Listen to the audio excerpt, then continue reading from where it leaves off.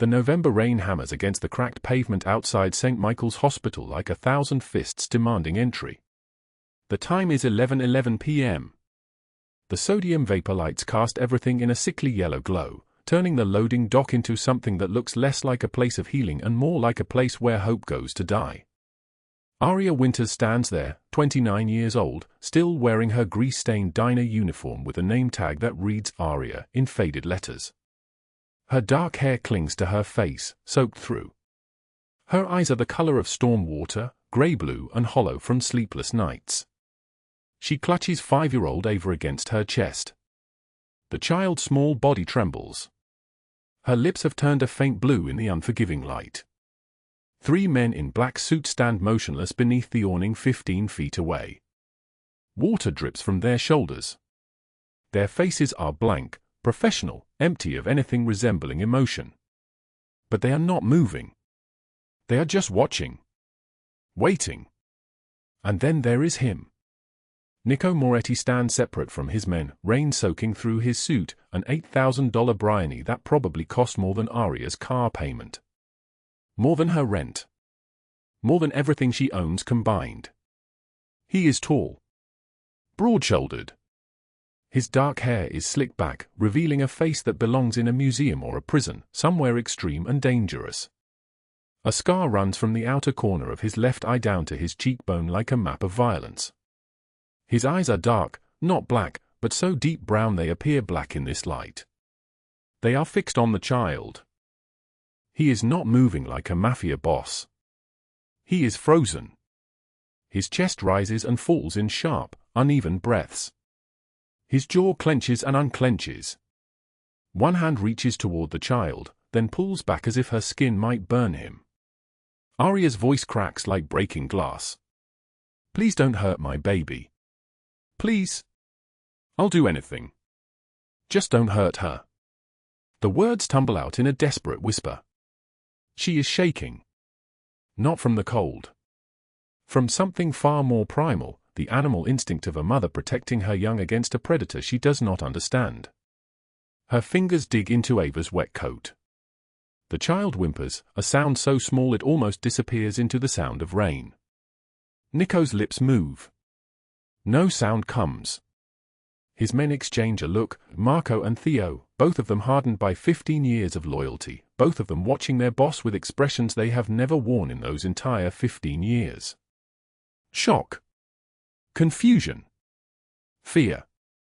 Something shifting beneath the surface of a man they thought they understood. Then one word emerges from his throat, barely audible over the rain. Matteo.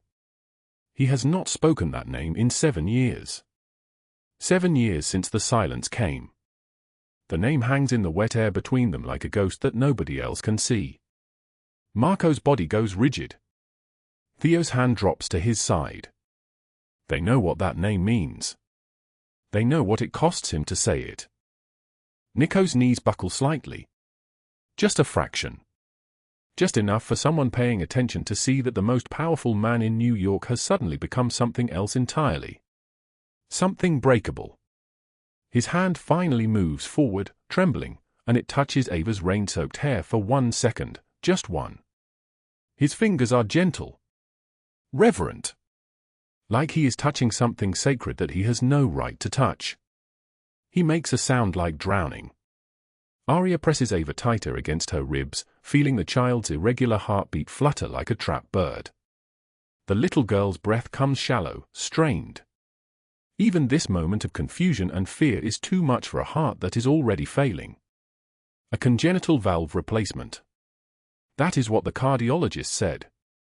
That is what keeps running through Aria's mind like a loop that will not stop. A valve. 5 days. $65,000. And she has $2 in her pocket. 2. The rain intensifies, coming down in sheets now, and Nico does not move. He does not speak again. He just stands there with his hand still raised, water streaming down his face in lines that might be rain or might be something else entirely. His men wait. The night waits. Everything waits. But what nobody in this moment understands is that 6 days earlier, Aria Winters had nothing. She had a dead husband, medical debt stacked like a fortress around her, and a daughter whose heart was slowly failing inside her small chest. She had been invisible. Just another tired woman in a diner uniform, pouring coffee for people who did not see her, who tipped $2 on a $30 check if they tipped at all. 6 days earlier, a man in a suit had pushed an old vendor against a brick wall 3 blocks from where she worked. The vendor was terrified. His hands were shaking. His English broke into fragments of his native language as 3 men towered over him, demanding protection money from a cart that made maybe $50 a day. And Aria Winters had stepped between them. She did not think. She did not calculate the cost of that action. She simply moved, her body acting before her mind could catch up, and she had placed herself in front of the old man like she was worth something. Like her life mattered. Like she had something to lose. From the shadows across the street, watching through the rain-blurred night, Nico Marchetti had seen her. He had seen her desperation wearing a jacket of courage. He had seen something in her that he thought had died 7 years ago when the nursery went silent. And he had been watching her ever since. Drop a like if this story hits you. Share it with someone who needs to hear it and subscribe so you don't miss what's coming tomorrow. Before we continue deeper into this night, before we understand what brought them both to this moment, let us rewind. Let us go back to the beginning. Let us go back to where Aria Winters had $2 and 5 days to save her daughter's life. The rain continues to fall as the scene dissolves into memory. 6 days earlier. Dawn is breaking grey and cold over New York. Aria has not slept in 22 hours. She is working her double shift at Rose's Diner on the corner of 5th and Amsterdam. The place smells like burnt coffee and old grease, like 1,000 breakfasts cooked without love. The floor is cracked linoleum in black and white checkerboard, worn down to the grey concrete underneath in the high-traffic areas where tired people shuffle in and out. The windows are fogged with condensation. She is pouring coffee for a man in a 3-piece suit who is reading the financial section of the New York Times. He does not look at her. Nobody ever does. She exists in the space between their consciousness and their blindness, a ghost in a stained apron, a voice that says refill, without expecting an answer. Her feet throb. She has been on them for 11 hours. Her break is in 8 minutes, and she plans to spend those 8 minutes sitting in her car, eating the turkey sandwich she made at home because the diner food is for paying customers only. Employees do not eat without buying. The register shows $43 in tips. $43 to last 4 days. Ava needs new shoes. Her old ones have holes in the soles and her feet are wet every day when she comes home from school. But shoes cost money. Everything costs money. The world is constructed entirely of prices that she cannot pay. Her mother's gold locket hangs beneath her uniform, warm against her skin. It is the only beautiful thing she still owns. Inside is a photograph of her mother at 25, before the cancer, before the hospital bills, before everything fell apart. Before Aria learned that love is not enough to keep people alive. The bells above the diner door chime. A woman walks in wearing a coat that probably costs more than Aria's monthly rent. Her hair is perfectly styled. Her makeup is flawless. Her name is Sophie Langford, though Aria does not know that yet. All Aria knows is that Sophie Langford is the kind of beautiful that comes from never having to worry about anything. Sophie sits at the counter. She does not order. She just watches Aria with an expression that looks like she has smelled something bad.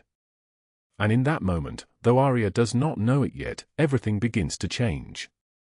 The sound of an engine rumbles outside. Deep. Powerful. A black SUV pulls up to the curb, the first of many. The rain falls in sheets across the East Village, turning the black asphalt into a mirror that reflects neon and streetlights and the desperate glow of a city that never sleeps. At 4:17 in the morning, most people are dreaming. Aria Winters is counting coins in the front seat of a 2004 Honda Civic, her breath visible in the cold because the heater stopped working 3 weeks ago and she cannot afford to fix it. $1. $2. She places them on the dashboard, lines them up like soldiers. $2 to her name. $2 and 6 days to raise $65,000 for her daughter's heart surgery, a congenital valve replacement that cannot wait, a deadline written in medical charts and echoed by a cardiologist who looked at her with pity she could not afford. The hospital bill sits on the passenger seat, folded so many times the paper has begun to tear at the creases. She does not open it again. She has memorized every number. The November wind rattles the car windows like something trying to get in. Her uniform hangs on the door handle, still damp from yesterday's shift at Murphy's all-night diner, stained with coffee and eggs and the grease of 1,000 plates she has carried while balancing rent that is 17 days overdue and a daughter who needs shoes because the ones she wears now have holes in the soles and her feet come home wet every single day. Marcus died 11 months ago. Not slowly. Not in a hospital bed where she could say goodbye. In a construction accident on a Tuesday morning, crushed by steel beams and negligence and a foreman who did not check the equipment. The funeral cost money she did not have. The debts he left cost more.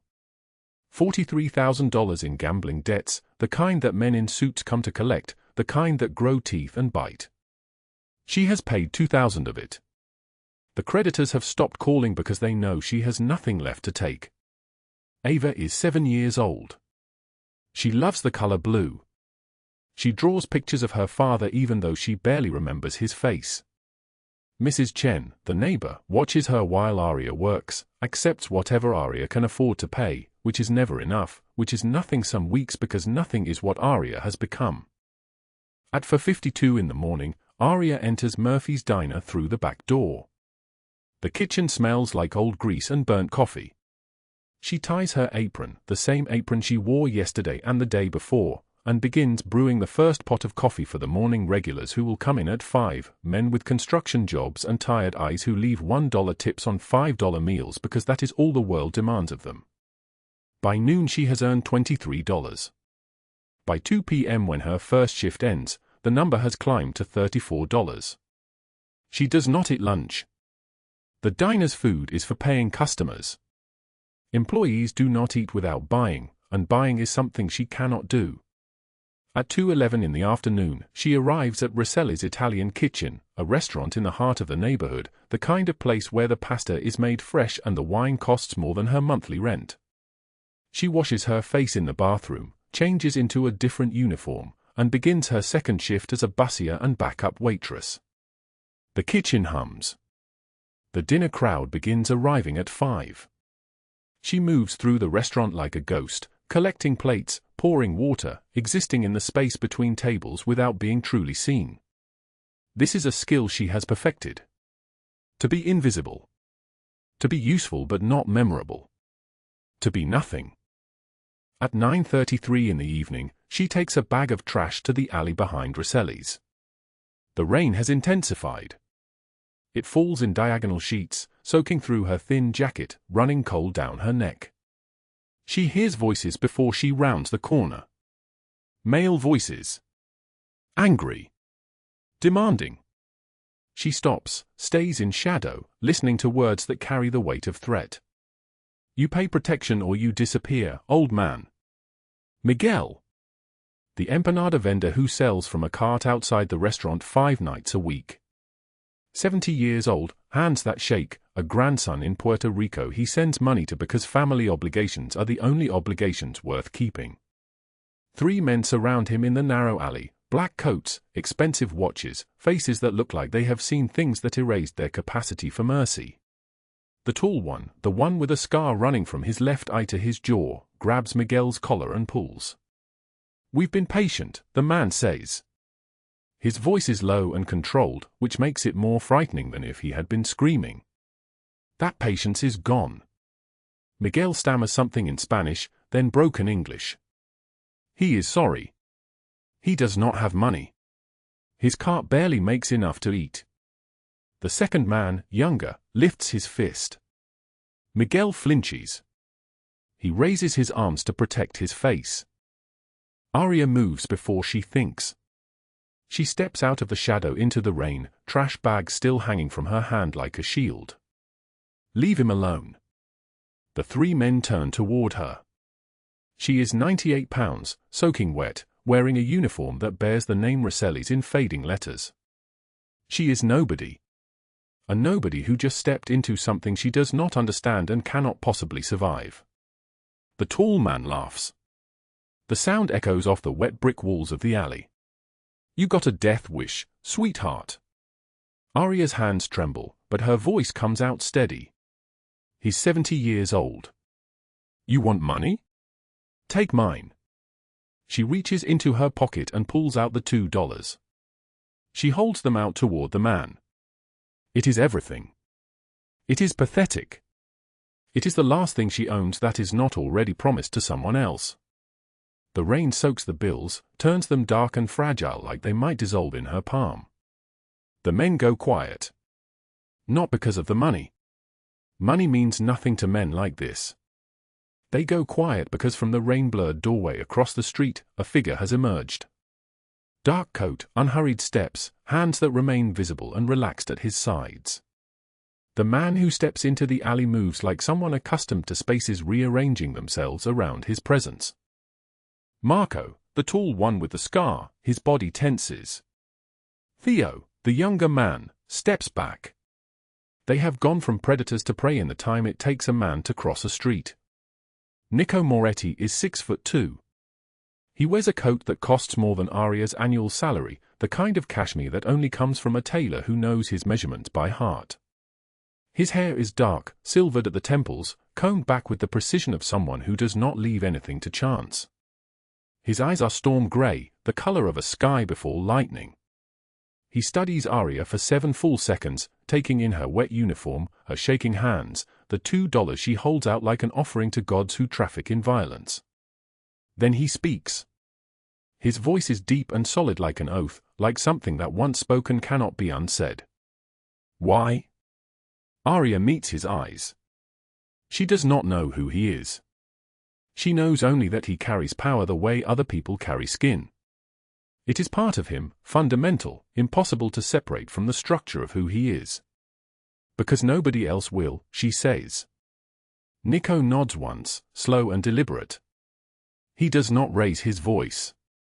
He does not gesture dramatically. He simply raises his right hand, palm open. Marco and Theo move toward the street like they have been dismissed. They do not run. They do not speak. They simply vanish into the November rain as though they were never there at all. Miguel clutches his cart and stammers something in Spanish, blessings and gratitude tangled together. He hurries away, disappearing around the corner, leaving Aria alone in the alley with a man in a coat that costs everything. Nico steps closer. 1 step. 2. He stops 5 feet away from her. What's your name? Aria does not lower the $2. She does not move. Her mother's gold locket hangs beneath her uniform, warm against her skin, a small beautiful thing inside her that nobody can take. She touches it through the fabric, a prayer to a god she is not sure exists.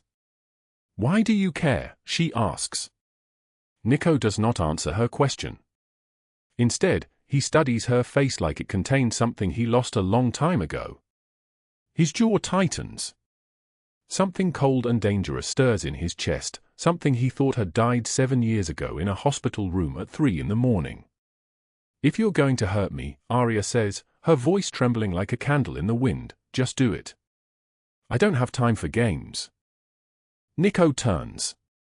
He walks back into the rain without speaking.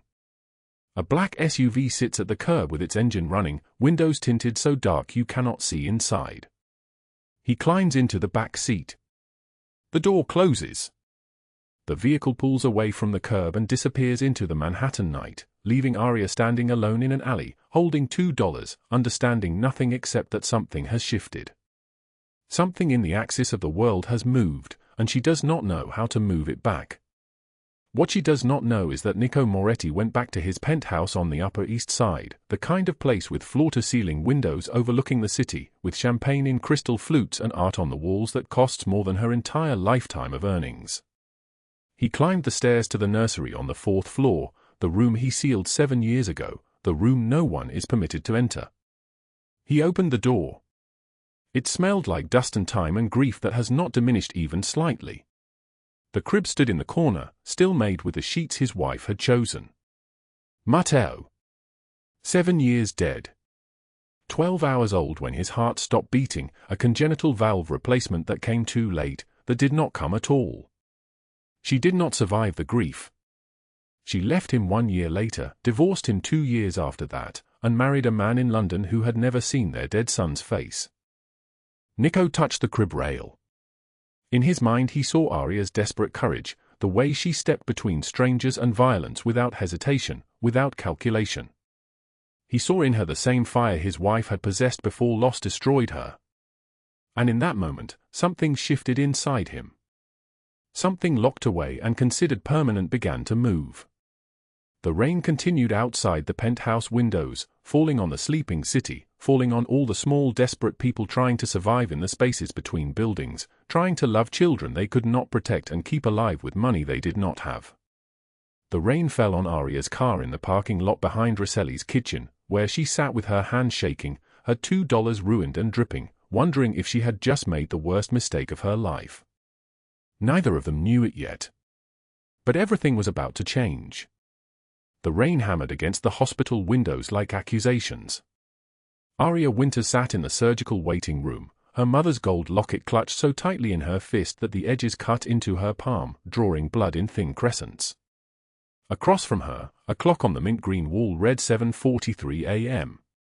Ava had been in surgery for 43 minutes. 3 hours and 32 minutes remained. She did not pray. She had stopped praying the day Marcus died. Instead, she counted the tiles on the floor. 123 tiles. She counted them 17 times. The surgeon had explained the procedure yesterday in words that felt like blades: bicuspid aortic valve, leaflet prolapse, severely compromised cardiac function, window closing. What he meant was this: your daughter is running out of time. What he meant was, if you cannot pay today, your daughter dies inside a year. What Aria did not know was that 8 floors below, in the hospital's administrative office, a man named Nico Marchetti was signing documents with a pen that cost more than everything Aria owned, and his signature was worth exactly $65,000 and a promise that no one would ever ask where the money came from. But that moment had not arrived yet. This is how we arrived there. 48 hours earlier, the morning after the incident in the alley, Aria had sat in her car outside Mrs. Chen's apartment building, her hands shaking so severely she could not grip the steering wheel. She had $49. She had no jobs. She had no plan. She had a daughter inside a building on the 4th floor, a daughter who would ask the same question every morning: when do I get my new heart part? The rain fell steady and cold. November rain. The kind that seeps through the smallest cracks and settles in your bones. At 9:15 a.m., her phone rang. Murphy's Diner. The manager, a woman named Patricia who had given her shifts for 14 months, spoke in a voice that sounded strangled: Aria, I'm so sorry. We got a complaint about hygiene violations. The health department is coming this afternoon. I have to suspend your hours until we clear inspection. I don't know how long that will take. Aria's chest tightened. How long? Could be weeks. I'm really sorry. You're a good worker. This came out of nowhere. The call ended. 10 minutes later, Rosselli's kitchen called. The owner, a man named Vincent who never raised his voice, spoke very quietly. Someone called the health inspector yesterday. They're coming today. We're closing for investigation. I can't pay you. I'm sorry. By 11 a.m., her creditor called. A voice like a file scraping bone: Miss Winters, your payment plan is terminated effective immediately. We need the full balance of $43,000 within 48 hours or we're filing a lawsuit and seizing any assets. You have 2 days. Aria sat in her car. The rain drummed the roof in rhythm with her heartbeat. She opened the locket. Her mother's face stared back at her, water-damaged now, the features blurring into abstraction. What do I do, Mama? What do I do? She did not cry. Her tears had dried up somewhere on a Greyhound bus 3 years ago, the day she left Marcus's mother's house and promised herself she would never show weakness again. But her breath came in short gasps, like a machine running out of fuel. At 7:15 p.m., a black Mercedes pulled up beside her car. Not Nico's car. A different car. Anthony Marchetti's car. He stepped out wearing a $3,000 suit and a smile like a knife wrapped in velvet. Anthony, 32 years old, looked nothing like his uncle. Where Nico was carved from stone, Anthony was soft. Where Nico carried scars like medals, Anthony carried entitlement like oxygen. He had been given everything and earned nothing. He had wanted his uncle's approval for 15 years and received in return only silence and diminishing responsibilities, watched while Nico treated him like a child who could not be trusted with anything that mattered. He knocked on Aria's window. She rolled it down 2 inches. Aria Winters. His voice was smooth, practiced, the voice of someone who had never been told no. I heard you're having some financial difficulties. Aria did not respond. I can help, Anthony said. I can make your problems disappear. All of it. The debts. The surgery costs.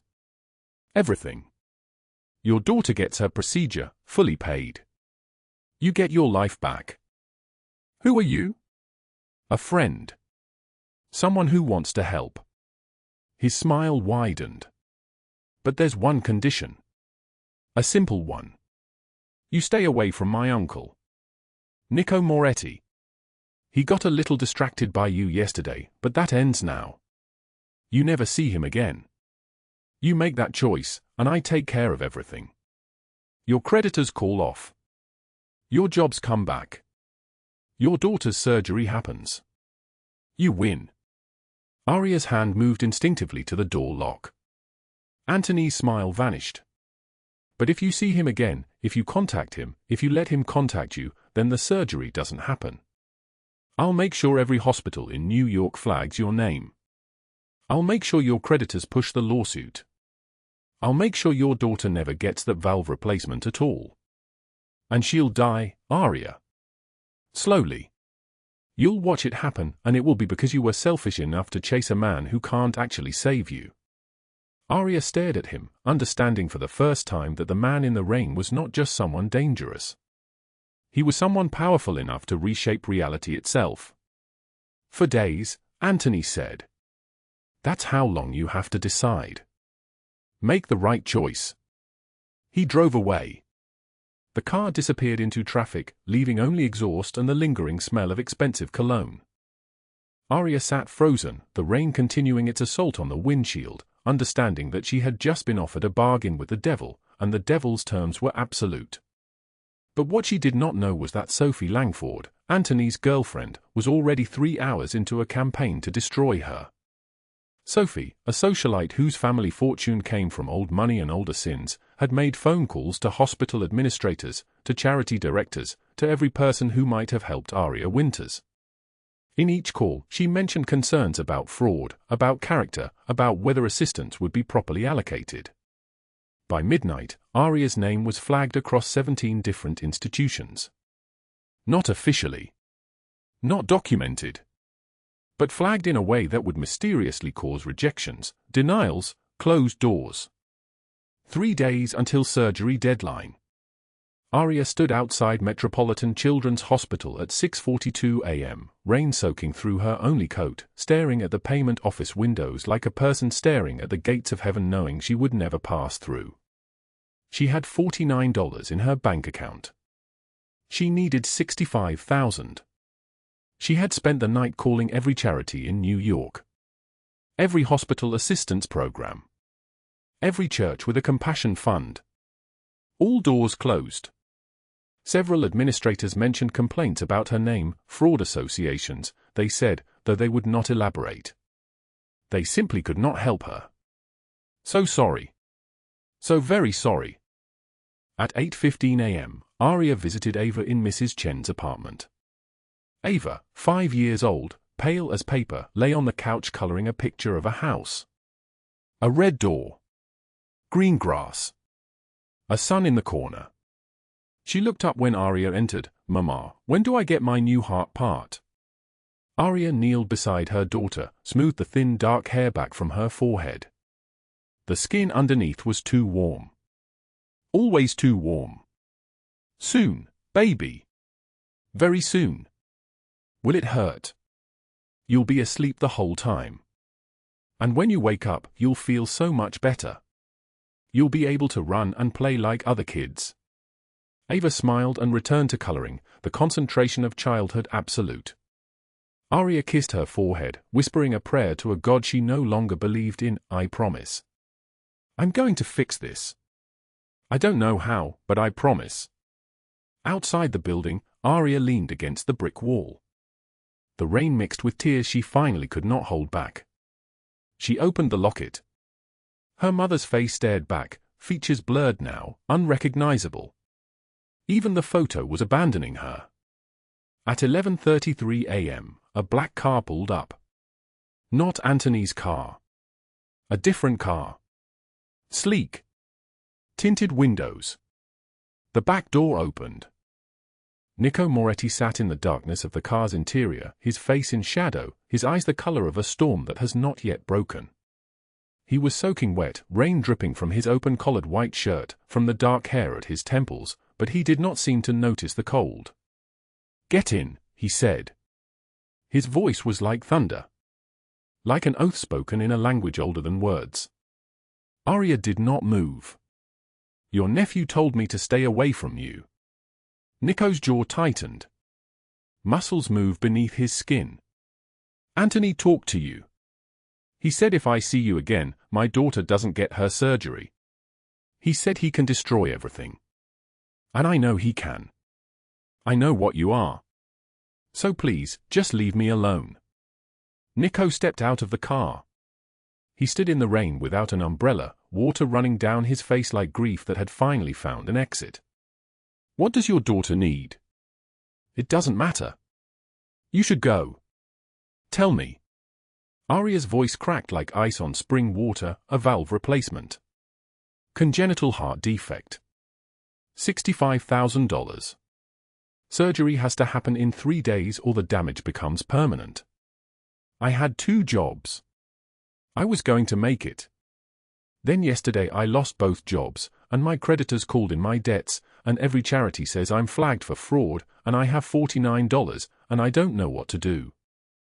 She was sobbing now, months of held-back desperation flooding out like a dam collapsing. Her entire body shook. Rain and tears and snot and the complete annihilation of every wall she had built to survive. Nico stepped closer. "Get in the car. Why would you help me? I'm nobody." "You're not nobody." His voice was gentle now, which somehow made it worse, more devastating. "Get in." Aria, shaking, exhausted, out of options, got in. Marco drove. Theo sat in the front passenger seat. Both men kept glancing in the rearview mirror, kept exchanging looks neither knew how to decode. In 15 years of working for Nico Moretti, they had never in their lives seen him bring a civilian into his car.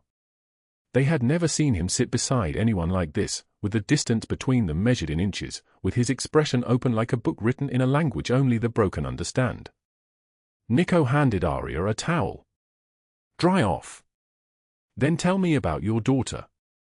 Aria dried her face, her hand still trembling. "Ava. She's 5. She was born with a bicuspid aortic valve instead of tricuspid. It's been leaking, getting worse. The cardiologist said we're out of time. Replacement surgery is the only option. $65,000 for the procedure. I've been saving for 8 months. I was close. Then my husband died." The car fell silent except for rain on the roof. "Marcus," Aria continued, her voice hollow as a tunnel. "Construction accident. 11 months ago. He had gambling problems I didn't know about. $43,000 owed to bookies. Now they want it from me. They're threatening lawsuit. They're threatening to seize my car, my belongings, everything. And I have nothing. I have been working every hour I can find and I still have nothing. Nico stared out the window at the rain-soaked city, at all the small desperate people trying to survive in the spaces between buildings. I had a son, he said quietly. Aria looked up. Matteo. His voice was like gravel. He lived 12 hours. Congenital heart defect. The doctor said his valve was defective from birth. There was nothing they could do. He was born in silence. Never cried. Never opened his eyes. I held him while his heart stopped beating. Aria saw tears on his face. Not falling yet. Just forming. Building like a storm that had nowhere to go. Marco and Theo had gone completely still in the front seat. I kept his nursery exactly as it was, Nico continued. Blue walls. Sailboat mobile. I go in there sometimes and sit in the rocking chair and imagine what his voice would have sounded like. My wife left 2 years later. She couldn't look at me without seeing him dying in my arms. I'm sorry, Aria whispered. Nico turned to face her directly.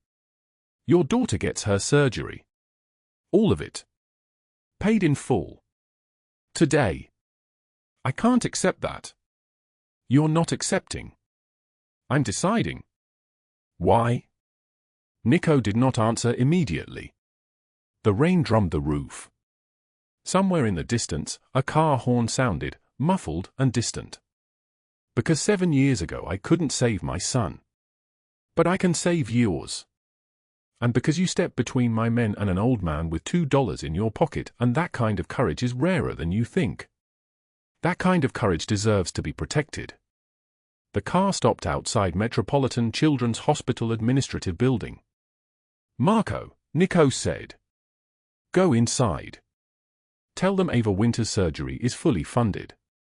All costs covered. Surgery scheduled immediately. Tell them this is non-negotiable. Marco exited without question. 12 minutes later he returned, done. Surgery scheduled for tomorrow morning, 7 a.m. Everything is arranged. Aria stared at Nico, unable to speak, unable to understand how her entire world had shifted in the time it took rain to soak through a coat. Nico, your creditors will be handled. Your jobs will be returned. And Anthony will never threaten you again. I don't understand. You don't have to. Aria started to exit, then turned back. Thank you. I'll pay you back. Every cent. I don't know how long it will take, but I will. I don't want your money. Then what do you want? Nico did not answer. The door closed. The car drove away, disappearing into the rain like a ghost that had finally been permitted to leave. Aria stood in the rain, trembling, watching it vanish. But at that exact moment, Anthony Marchetti was in Sophie Langford's penthouse apartment, and Sophie was making a phone call to a journalist she knew, providing details about a certain waitress's history of financial fraud, ensuring that even with surgery paid, even with debt settled, Aria Winters' reputation would be so poisoned that no one in this city would ever hire her, ever trust her, ever see her as anything but a con artist and a liar. At 2:33 in the morning, Aria Winters stood in the hospital corridor holding her phone like it might shatter. The email glowed against her exhausted face. All fraud allegations have been retracted and apologized for. Her hands trembled so violently she nearly dropped it. 3 job offers arrived by 6 a.m. Italian restaurant on 5th Avenue. Hotel housekeeping supervisor at the Meridian. Administrative assistant at a law firm in Midtown. Her creditors sent notices that same morning. Debts purchased. Debts forgiven. Every single one. The number that had haunted her, $65,000, erased like it had never existed. She did not understand. Her mind refused to connect the pieces.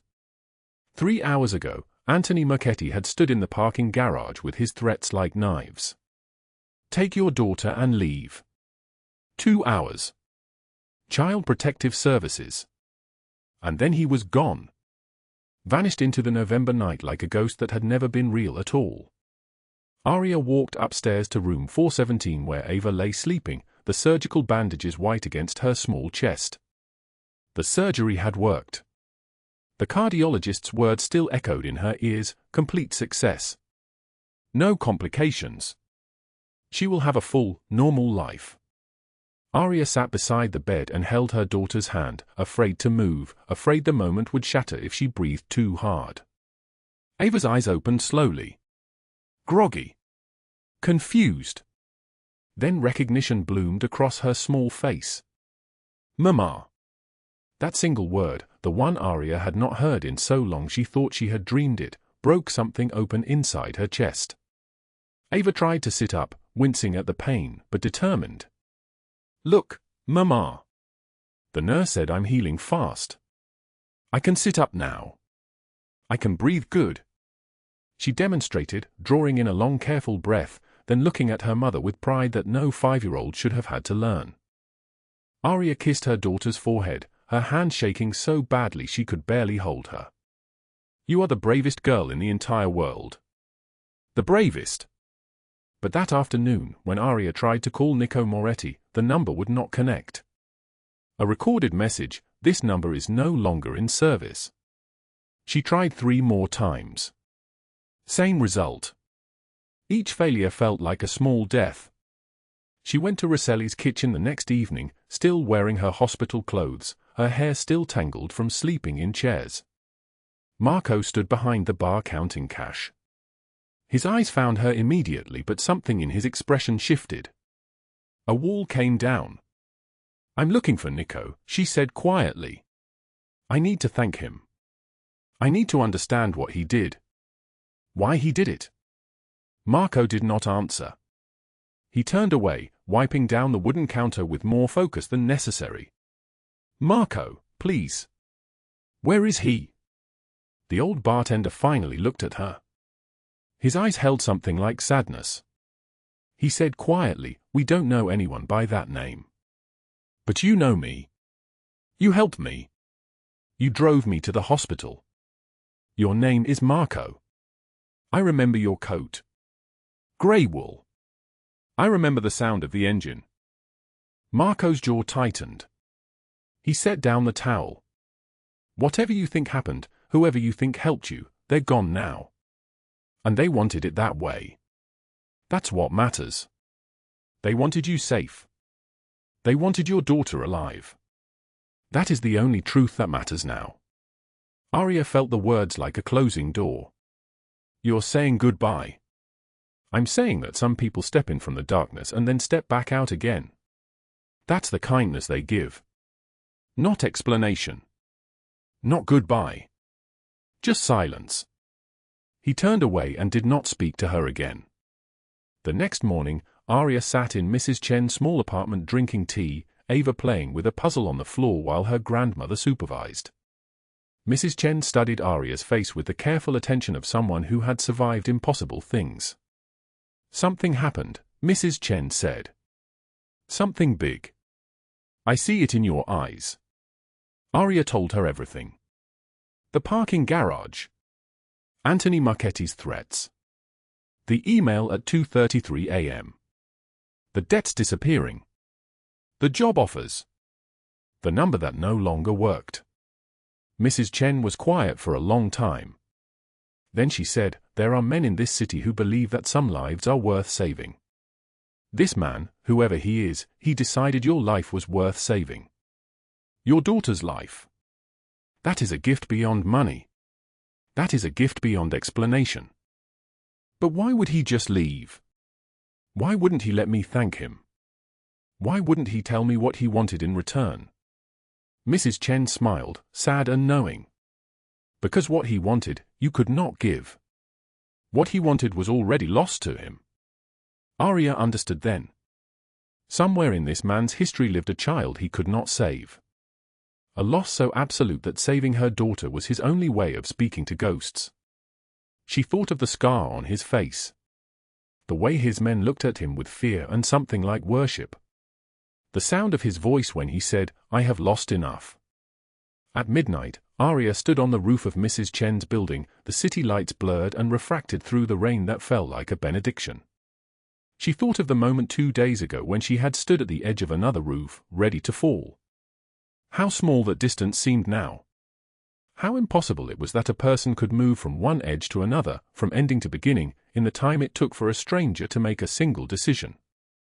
She pulled out her mother's gold locket, the one piece of her history that remained. Opened it. Inside, a photograph of her parents on their wedding day, young and radiant and full of a future that had not happened. And underneath, a tiny lock of Ava's hair from when she was born, wrapped in white thread. This is what remained. Not money. Not explanations. Not gratitude that could be spoken. But the specific, undeniable fact of a child breathing. Growing. Healing. Living the life someone in the darkness had fought to give her. 3 weeks later, Aria started her new job at the law firm. Administrative assistant. Health insurance. A salary that meant she could rent a small apartment. A future that no longer looked like mathematics designed to fail. She bought Ava new shoes. New winter clothes. Books from a real bookstore instead of the free bin at the library. Her daughter asked once, in that way children do when they sense something important, "Is the man coming back?" "No, baby. He gave us a gift and then he went back to his other life. We have to remember him kindly and let him go." Ava considered this with the seriousness of her 5 years. Then she said, "That's sad. But it's also good because now Mama doesn't have to be sad anymore." And Aria realized that children see truths that adults spend years learning. That the kindness of strangers sometimes means accepting their absence. That love, real love, sometimes looks like disappearing to protect the person you have saved. She never saw Nico Marchetti again. Never heard his name in connection with any crime or any empire. Marco and Theo became rumors, then memory, then less than that. But every night when Ava asked her to read bedtime stories, Aria thought of a man in the rain, making a choice that cost him everything and gave her daughter everything. Sophie Langford was arrested at dawn, her penthouse sealed by federal agents. Her father's charity fraud, uncovered and prosecuted. She spent for years in federal prison, her name destroyed exactly as she had tried to destroy Aria's. Anthony Marchetti's disappearance was never solved. His mother hired private investigators who found nothing. The river kept its secrets. And Aria Winters, who had stood at the edge of a roof believing the world had no use for her, learned that sometimes darkness cannot drive out darkness. Only love can do that. Only the specific, irrational choice of one person to see someone else as worth saving. That is the whole story. That is the only story that matters. 3 weeks after the November rain stopped falling, Aria Winters stood behind the counter at Rosselli's kitchen with her hands shaking so badly she could not grip the coffee pot. The diner smelled like it always had, grease and burnt toast and the ghost of 1,000 tired mornings, but everything else had transformed into something she did not recognize. Her uniform fit differently now. Her shoes, no longer splitting at the seams, felt strange against her feet. The register drawer opened without sticking. These small luxuries felt like lies. The surgery had taken 8 hours and 15 minutes. Ava had emerged from the operating room with a repaired heart and a new scar running down her small chest like a map of survival. The doctor said, she will live. A normal life. Sports if she wants. Children, if she wants. Everything a 6-year-old should have. Aria had collapsed into a chair in the surgical waiting room and wept in a way she had not wept since Marcus died, not from despair, but from the specific, shocking relief of a door closing on nightmare and opening onto something resembling hope. But Nico Marchetti had vanished. She had asked the hospital staff, who brought the payment. They said, a wire transfer from an offshore account. No name attached. No contact information. She had asked the administrator, can you trace it? He said, Miss Winters, that money came from someone who clearly does not wish to be found. You should be grateful and move forward. So she moved forward. Rosselli hired her back at double her previous wage, $18 an hour instead of $9, and she did not ask why. Marco appeared one afternoon in a black SUV and handed her an envelope containing her apartment deposit and first month's rent for a small two-bedroom in Queens with a red door that Ava loved immediately. The envelope contained no note. Marco simply said, "From a friend," and drove away before she could ask anything. The apartment was warm. The heating worked. There was hot water. Aria stood in the shower for 20 minutes that first morning, just feeling the heat against her skin, unable to believe it was real. But every night, she wondered where he was. Ava recovered with the speed of small children, her energy returning like color bleeding back into a photograph. Within 2 weeks she was running in circles around the living room, her scar still pink and tender but healing. She drew pictures obsessively, Aria at work, Aria sleeping, Aria cooking, and sometimes a tall man with dark eyes watching from the corner of the page. When Aria asked who that was, Ava said simply, "The man who helped us." One evening in early December, Aria drove to the alley where she had first seen Nico. The rain had washed it clean. The puddles reflected December stars.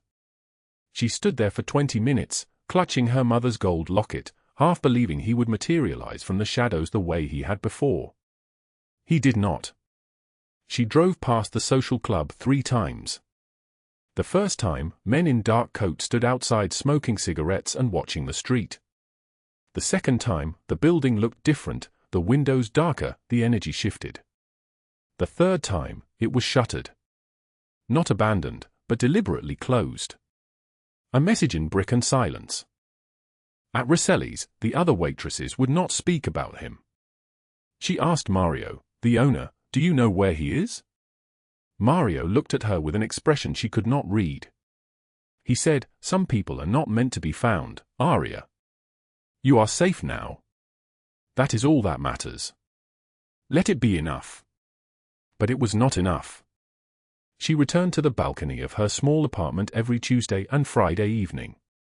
She told herself she was just getting air, just needing quiet time before Ava's bedtime. She told herself she was not waiting. She was not hoping. She was not looking for a black SUV that never came. Meanwhile, in a penthouse overlooking Central Park that no one knew he owned, Nico Moretti sat in darkness watching the city breathe. His empire had fractured and reformed in the wake of Antoni's disappearance. Marco had engineered the transition carefully, eliminating the questions, consolidating the power, ensuring that Nico's involvement remained a ghost story whispered between terrified men.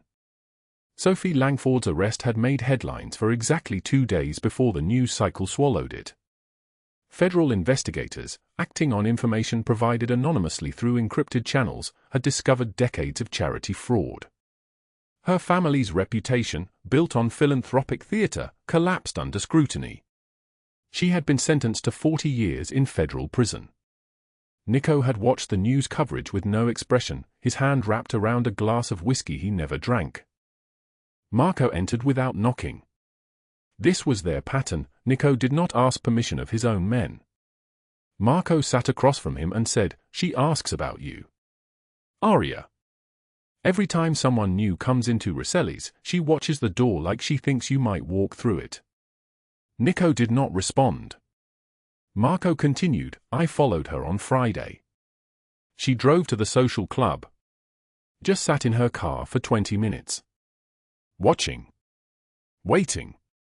Nico's hand tightened around the glass. Marco had learned long ago not to fill the silence. "Finally, tell her to stop.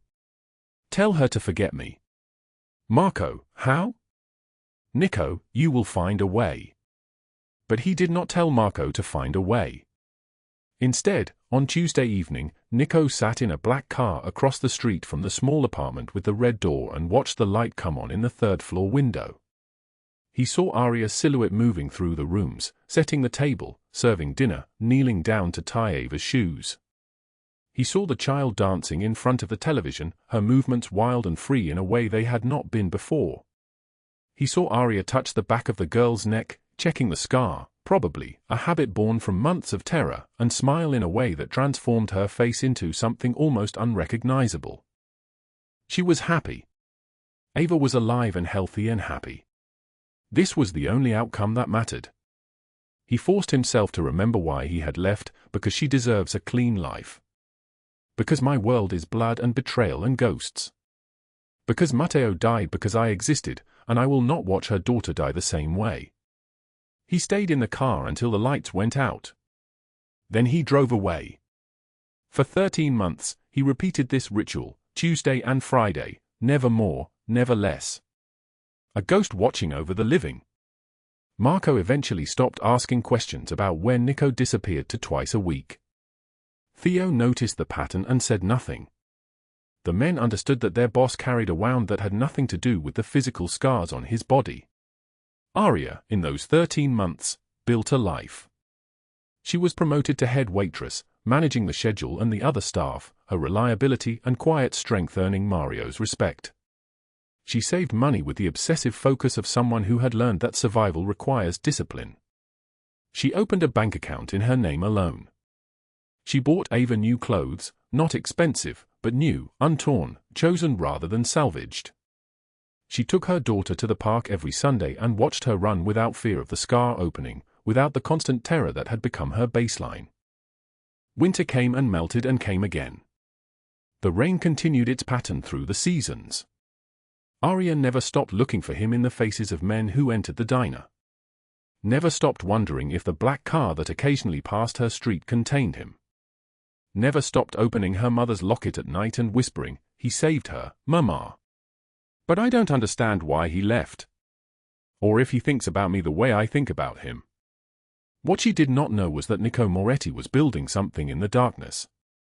He had made a decision in that moment when she had stepped between his men and the street vendor, a decision that rippled outward like stone in water, touching everything, transforming everything. He would legitimize the empire. Not completely, not purely, but enough. He would build foundations in children's names. He would fund hospitals and scholarships. He would take the blood money and try to bleed it into something approaching redemption. It took 13 months because doing things right requires time. Because the men who worked for him needed to understand that the structure was not collapsing, merely shifting. Because he needed to become someone worth standing next to without bringing her down into ash. On a Tuesday in November, exactly 13 months after the night he had paid for Ava's surgery, the black car did not arrive outside the small apartment with the red door. Instead, an invitation appeared at Rosselli's kitchen, addressed to Aria Winters. It was cream-colored paper, expensive, with a single line, "Help us build something beautiful." A children's heart surgery foundation, opening gala, tonight, Midtown Manhattan. Aria read it 3 times. Her hands trembled. She called her neighbor, Mrs. Chen, who came immediately with her overnight bag and a knowing smile. Aria showered and put on the simple black dress she had bought months ago, hoping for exactly this kind of moment. She fastened her mother's gold locket at her throat, the one she had worn every day since before Ava was born, the one that had become her talisman, her proof that she had once been loved. She drove to Midtown with her heart beating against her ribs like something trapped. The gala was held in a penthouse overlooking the city, the kind of space that existed above normal life. Floor-to-ceiling windows framed the November rain, which had returned exactly as if it had never left. The charity organizers were impeccable, wealthy women and men in expensive clothes, moving through the space with the casual grace of people accustomed to spending money on good causes. But Aria barely saw any of them. She moved through the rooms like a ghost herself, searching, always searching, until the crowd grew thin and she needed air. The balcony was empty. The rain fell in sheets. She stood at the railing and felt the wet cold against her skin and thought, this is where it ends. With me standing alone in the rain again, hoping for someone who has already gone. Then footsteps. Slow, deliberate, unhurried. A voice she had heard in her dreams for 13 months, "You built something beautiful." She turned. The rain fell between them. Nico Marchetti stood in the doorway of the penthouse, soaked, older somehow, his dark hair silvered slightly at the temples, his face marked by a year of decisions that had cost him pieces of himself. But his eyes were the same. Storm grey and burning with something she could not name. "Aria, you're alive." "Nico, I stayed away." She crossed the balcony until she was close enough to touch him, close enough to confirm he was real. The rain soaked through her dress. She did not care. Aria, why? Why did you leave without saying goodbye? Without giving me a choice? Nico's voice was steady, quiet, like thunder in the distance, because you deserved a life untouched by my world. Because I watched my son die. I watched my wife leave. I watched everyone I ever loved turn to ash because of what I am. I could not bear to watch it happen to you. So I left. I stayed away. I watched from the darkness to make sure you were safe. Aria, you don't get to decide what I can handle. You don't get to disappear without letting me choose. You showed me your grief, Nico. You trusted me with Matteo's memory. Then you vanished like you were never real. Nico, I came back every Tuesday and Friday. I sat in the street and watched your lights come on. I saw Ava dancing. I saw you smile. That was all I allowed myself. Aria, it wasn't enough for me. She reached out and took his face in her hands. Rain dripped from his jaw. She could feel him trembling. Aria, why did you really come back? Tonight. Why? Nico, because 13 months wasn't long enough to forget you. Because you stepped between armed men with $2 in your pocket and the kind of courage that makes kingdoms fall. Because you're the only person who looked at me and saw a man instead of a monster. Because I love you, Aria. I have loved you since that night in the rain. Aria, you're not a monster. You're just scared. And you're not alone anymore. Neither am I. Nico, I don't know how to be anything except what I am. Aria, then start with the truth. All of it. Start with the choice to stay. So he told her about the empire built in blood, about Matteo's coffin, about Anthony and Sophie's systematic destruction, about 13 months of surveillance and cowardice disguised as protection. He told her everything. And when he finished, they stood in the rain, city lights burning below them, and Aria realized that this was the moment that changed everything, not the night he saved her daughter, but this one, where he trusted her with his brokenness. Aria, thank you. For the truth. For Ava. For everything. She pulled him closer. Nico kissed her with the urgency of a man who has spent 13 months in the darkness, and when they separated, the rain continued, indifferent, eternal, the same November storm that had witnessed their beginning. Inside the penthouse, a small girl with a healing scar pressed her face to the glass. Ava, now 6, vibrant with health, turned to Mrs. Chen and asked, "Is that the man who saved me?" Mrs. Chen smiled, "Yes, baby. That's him."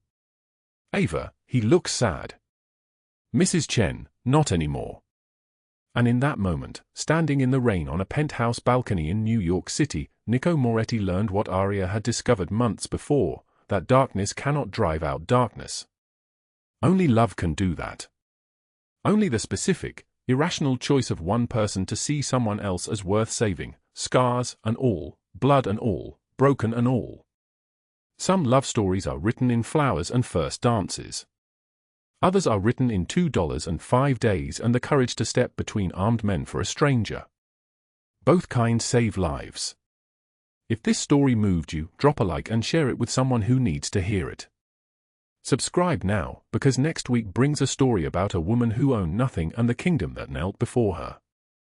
Comment below, what would you have done in Aria's place? And remember, courage is not the absence of fear. It is the $2 in your pocket and the decision to step forward anyway. New story tomorrow. Don't miss it.